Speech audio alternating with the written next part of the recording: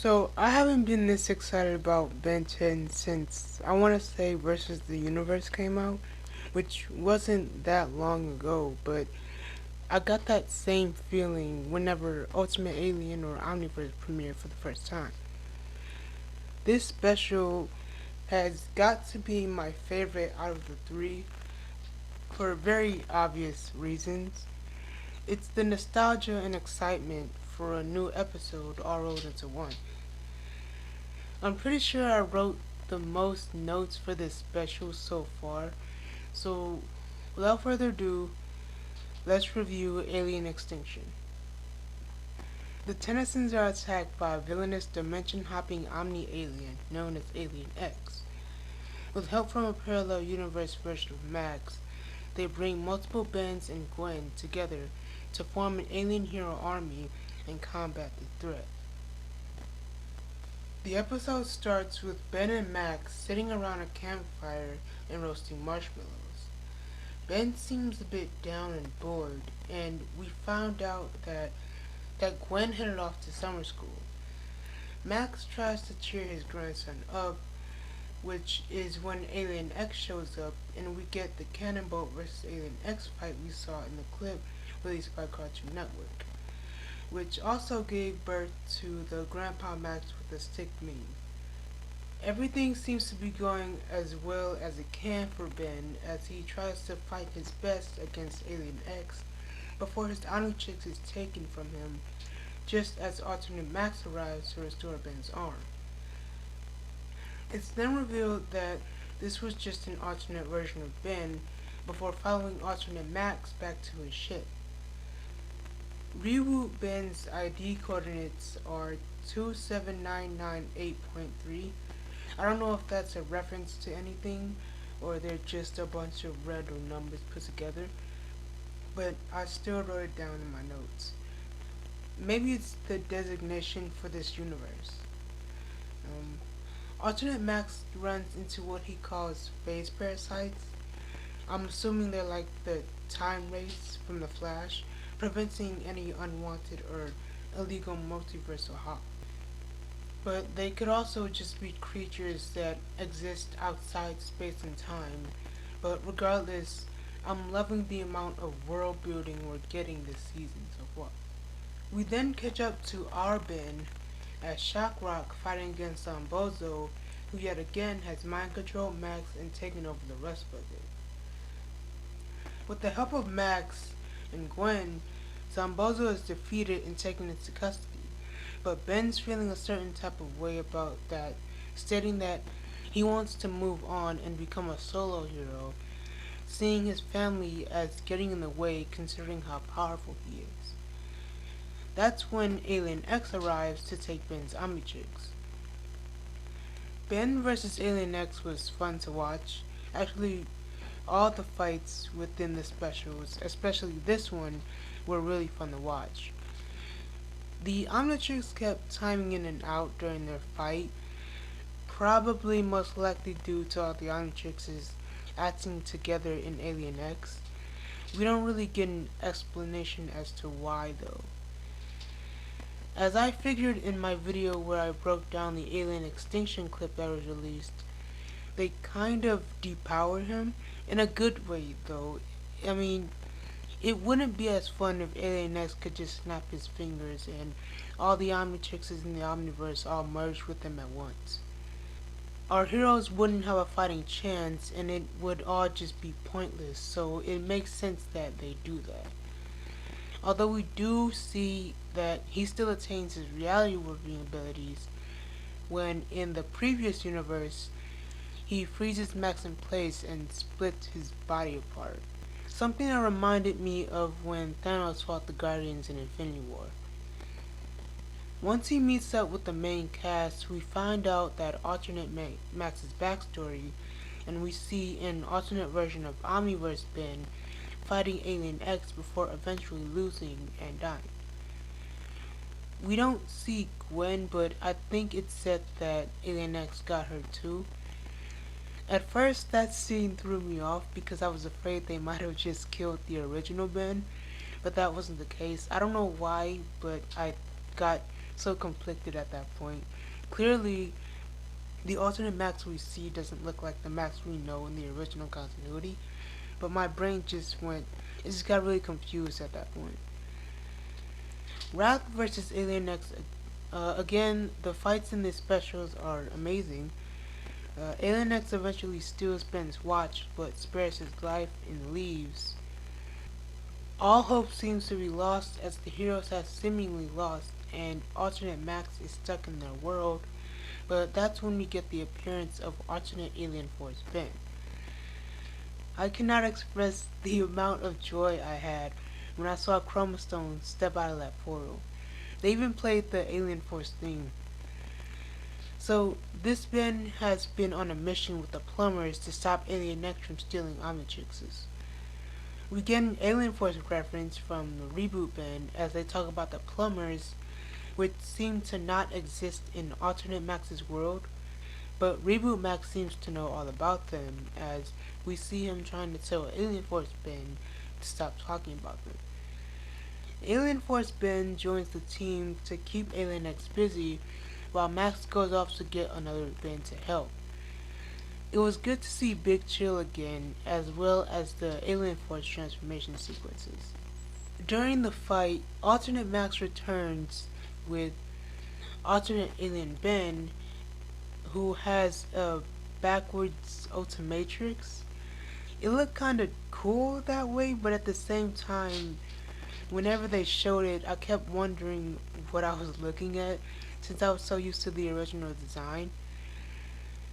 This Ben also states that he said, "Play your cards right, and you'll get it soon enough," which makes me believe in his universe at least, Azimuth probably made the Ultimatrix instead of Albedo, and he somehow earned it over the course of his hero career.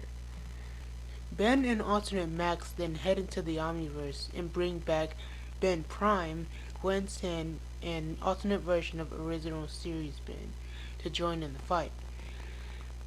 They really made each version of Ben and Gwen different from each other, and seeing original series Ben and reboot Ben side by side just shows how different they are from each other and how much more, not a jerk, but there's two different levels of immaturity between them.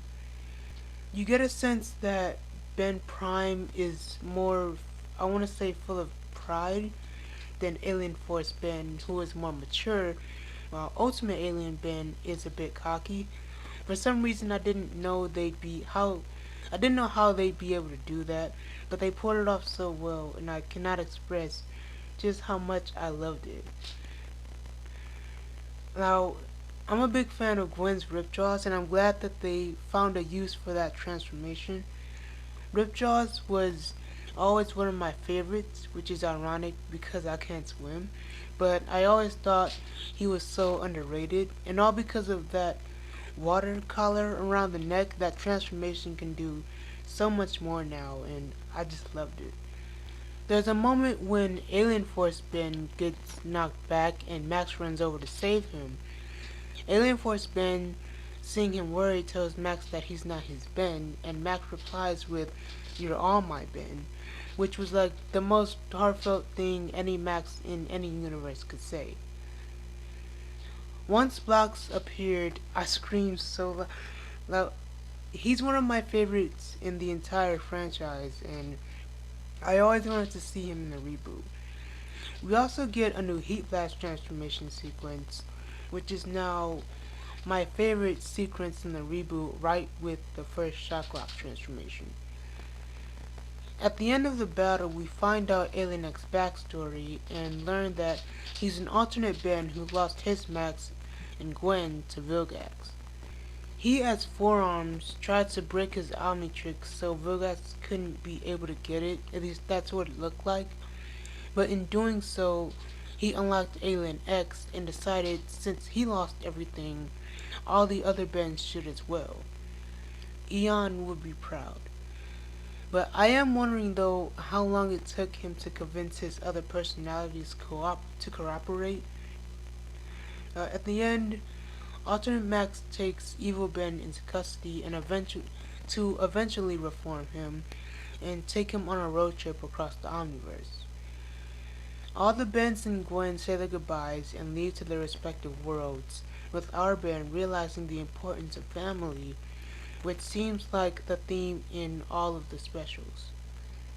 Seeing every main version of my favorite animated character on screen together was amazing, and I couldn't have asked for anything better.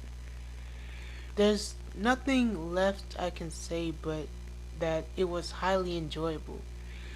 One of the first things I saw after viewing this was people taking shots of the alternate bends at like their worst angle and complaining about the art style, but what are you gonna do about that?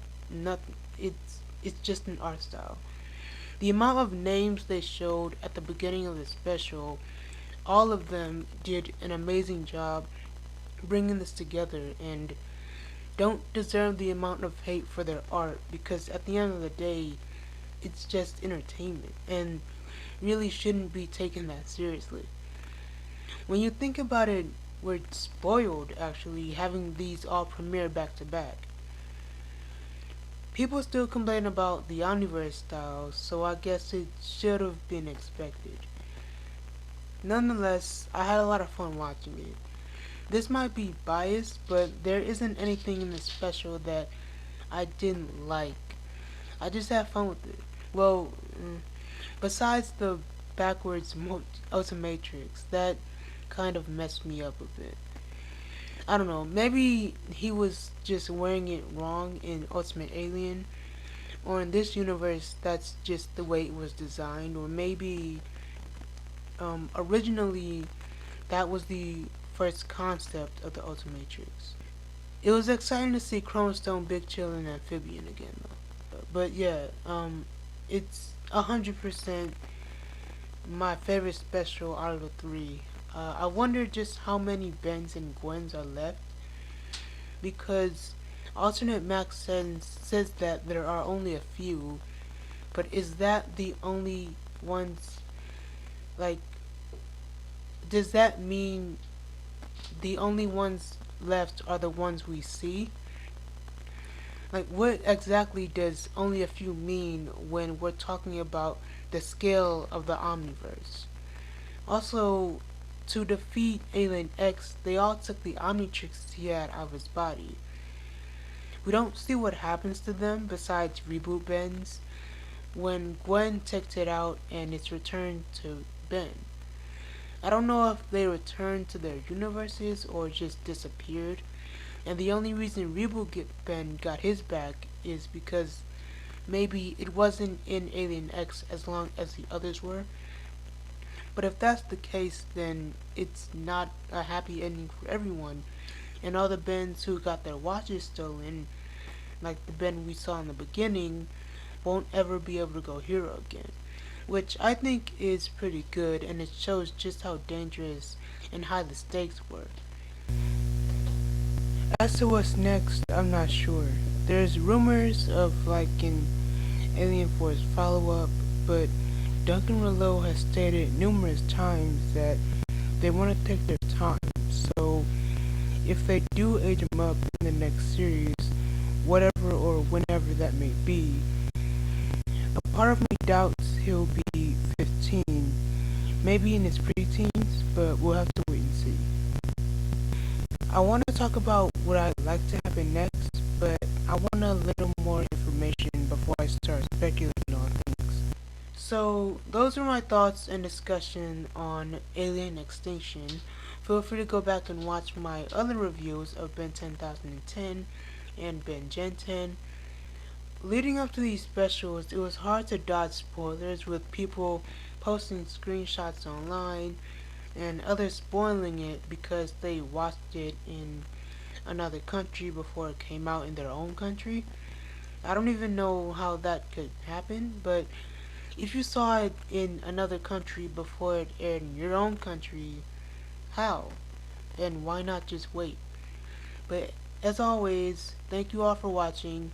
Leave a like if you want, and I'll see you when I see you.